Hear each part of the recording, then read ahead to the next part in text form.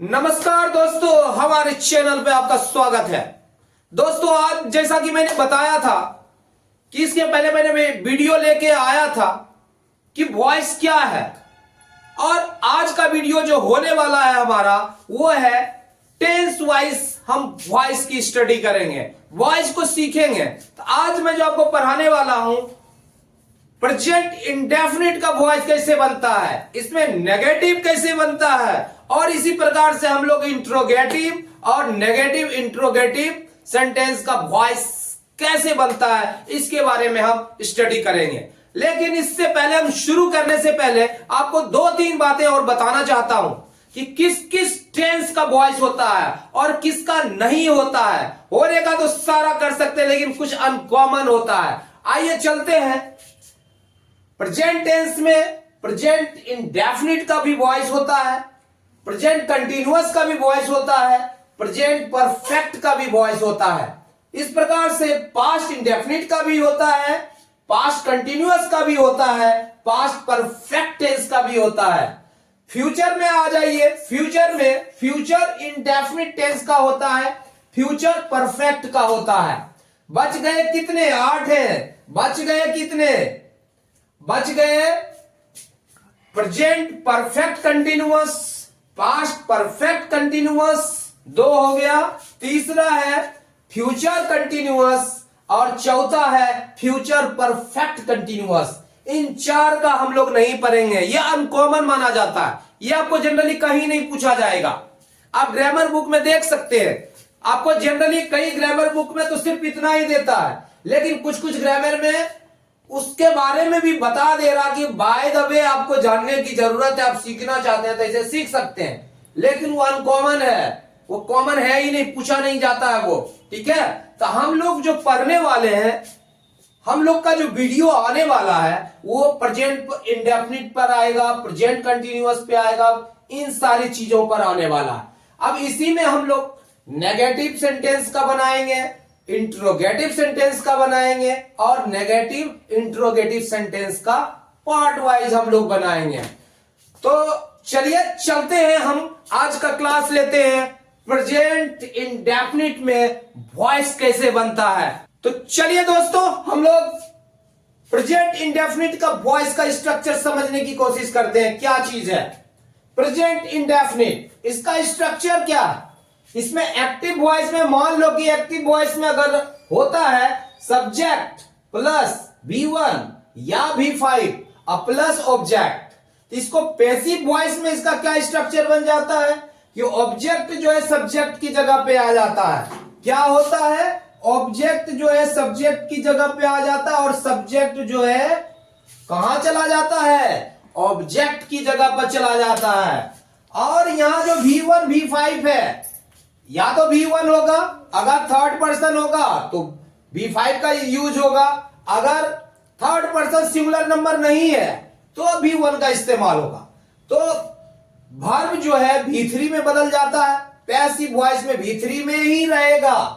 और यहां पर इज और एम का प्रयोग किया जाता है प्रेजेंट इंडेफिनिट का पैसिव वॉइस में कन्वर्ट करते हैं। तो एक्टिव में तो सब्जेक्ट प्लस V1 या V5 प्लस ऑब्जेक्ट नहीं, तो ऑब्जेक्ट कहां आ जाता है? सब्जेक्ट की जगह, और सब्जेक्ट कहां चला जाता है? ऑब्जेक्ट की जगह। और V3 के बाद बाय का प्रयोग किया जाता है। नहीं, तो हम इसे अब एग्जाम्पल से समझने की कोशिश करते हैं कि ये क्या चीज है।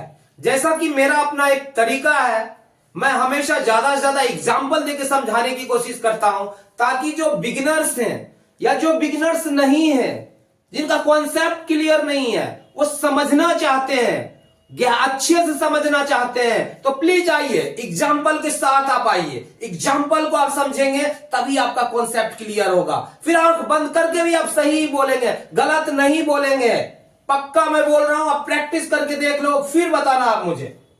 तो आइए चलिए चलते हैं प्रेजेंट इंडेफिनिट में, एग्जाम्पल से समझते हैं। जैसा कि आप देख रहे हैं सब्जेक्ट, मैं एक लेता हूं कि I eat a mango. Correct, I eat a mango. नहीं तो इसमें कैसे बनेगा? इसका सिंपल सी बात है। यहां पर है ऑब्जेक्ट क्या है, यहां पर पैसिव वॉइस में क्या है ऑब्जेक्ट, ये एक्टिव वॉइस में है। पैसिव कैसे बनेगा, पहले ऑब्जेक्ट को ले लेंगे। अरे आई किसको खाता है, आम को खाता है। आम क्या है, आम ऑब्जेक्ट है। तो क्या हो गया, पैसिव वॉइस में हम बनाएंगे तो अ मैंगो, अ मैंगो। अब इसमें क्या लगेगा, इज लगेगा कि आर लगेगा कि एम लगेगा। अरे भैया जैसा सब्जेक्ट है सब्जेक्ट के हिसाब से ही उसका वर्ब लगेगा, नहीं कि यहां पर सिंगुलर है ना, तो हम इज का प्रयोग करेंगे इसके साथ। अ मैंगो इज, उसके बाद क्या, V3, very simple, is eaten. उसके बाद बाय लगा दो, बाय। और मैंने बताया था आपको पहले वाले वीडियो में, आई जब जाता है इस जगह पे तो क्या हो जाता है, मी। सबका स्थान है भैया, सब अपने अपना स्थान के हिसाब से रिकॉग्नाइज कर किया जाता है। आई जब सब्जेक्ट की जगह था तो इस तरीके से आया, इधर ऑब्जेक्ट की जगह पे आ जाता तो मी ऑब्जेक्टिव केस में आ जाता है। यहां पर सब्जेक्टिव केस में है, जब ऑब्जेक्टिव केस में जाता तो अपना रूप बदल लेता है ये, है ना। तो आइए, a mango is eaten by me, बहुत ही आसानी से बन गया। हम लोग और भी एग्जांपल से समझने की कोशिश करते हैं। We eat a mango, we eat a mango, हम लोग एक आम खाते हैं।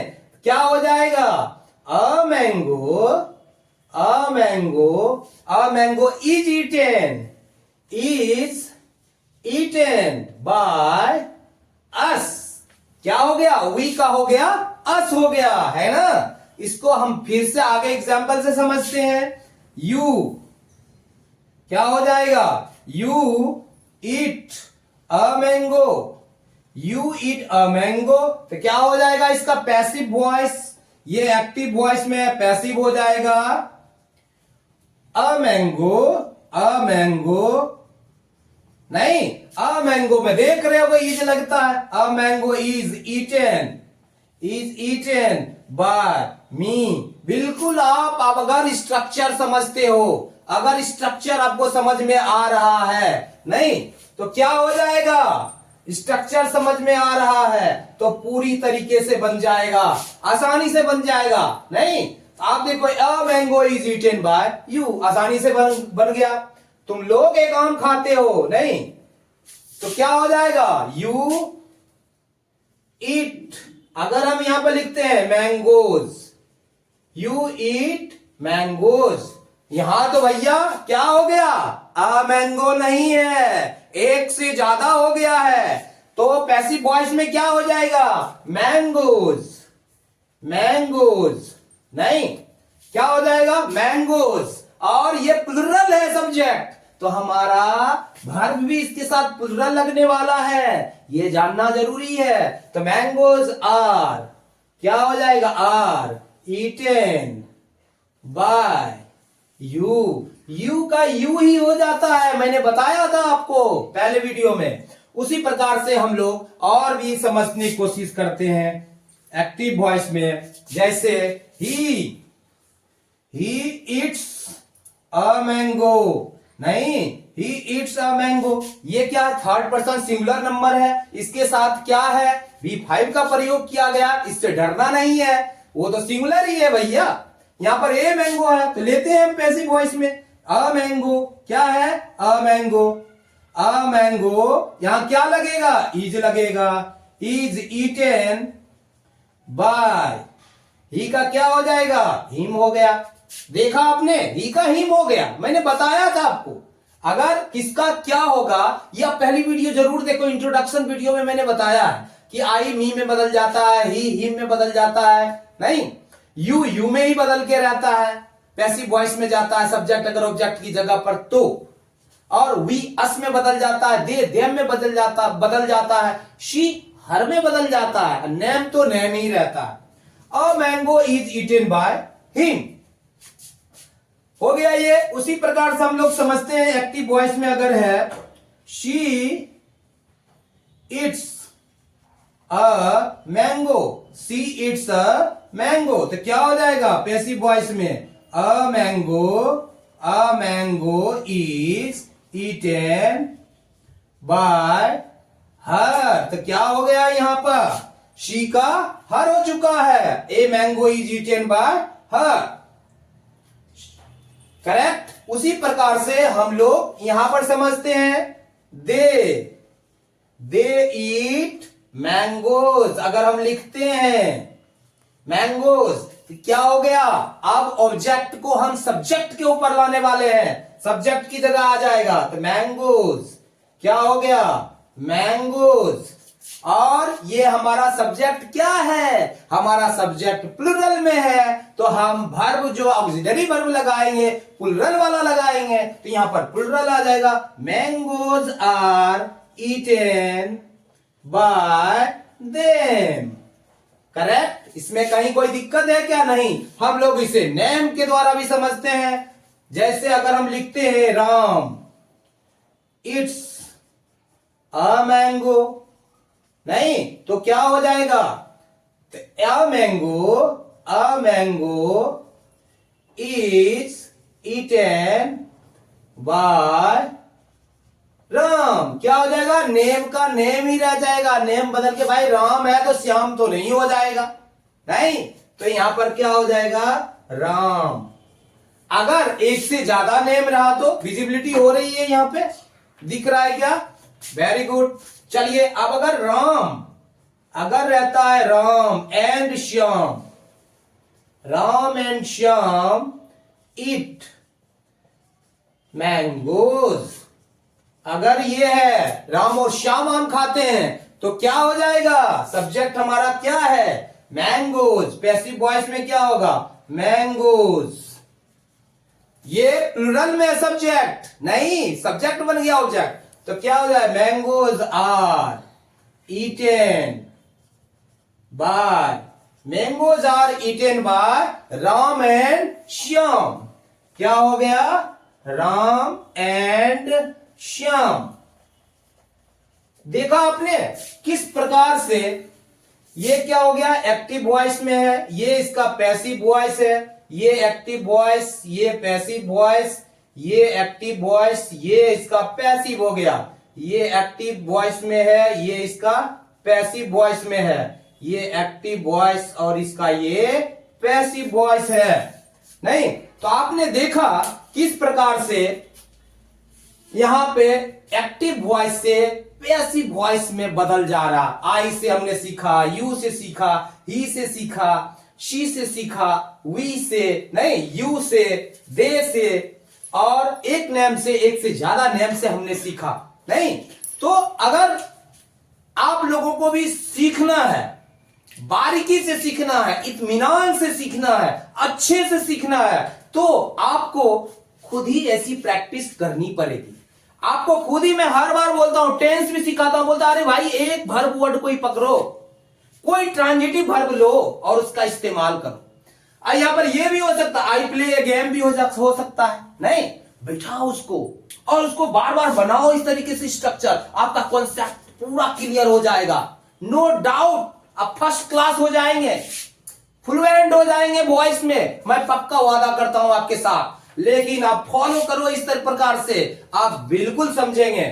तो मुझे लगता है ये कॉन्सेप्ट आपका क्लियर हो चुका है। और मैं इसका वॉइस में प्रेजेंट इंडेफिनिट का नेगेटिव कैसे बनता है, नेगेटिव में कैसे वॉइस बनाया जाता है प्रेजेंट इंडेफिनिट में, तो उसका मुझे लगता है, आई थिंक ये वीडियो बहुत लंबा हो जाएगा, इतने एक घंटे का, 1.5 घंटे का बच्चे उब जाते हैं लगातार देखने में। तो मैं समझता हूं उसके लिए एक सेपरेट वीडियो मुझे लाना चाहिए, और मैं सेपरेट वीडियो ही ला रहा हूं। प्रेजेंट इंडेफिनिट का अफर्मेटिव सेंटेंस का है, नहीं, ये हमारा क्या हो जाता है, ये अफर्मेटिव सेंटेंस है हमारा, ये हमारा अफर्मेटिव सेंटेंस, ये हमारा अफर्मेटिव सेंटेंस का मैंने बनाया। इसके बाद हम नेगेटिव सेंटेंस का बनाएंगे, फिर इंट्रोगेटिव का बनाएंगे, फिर नेगेटिव इंट्रोगेटिव का बनाएंगे। आई थिंक आपका कॉन्सेप्ट क्लियर हो चुका होगा। इसके बाय द वे किसी को समझ में नहीं आ रहा होगा तो आप जरूर कमेंट करके बताएं। और दूसरी बात, अगर आपने अभी तक सब्सक्राइब नहीं किया अगर आपने लाइक नहीं किया तो आपको कैसे पता चलेगा यार। प्लीज सब्सक्राइब और लाइक तो बनता है। अगर आपको समझ में आ रहा है तो please like and subscribe my videos and help me to grow. और थैंक यू सो मच। अगला वीडियो प्रेजेंट इंडेफिनिट में नेगेटिव सेंटेंस का वॉइस कैसे बनेगा, तो चलिए चलते हैं। अगला वीडियो हम लोग देखेंगे प्रेजेंट इंडेफिनिट का नेगेटिव सेंटेंस में वॉइस कैसे बनता है। धन्यवाद।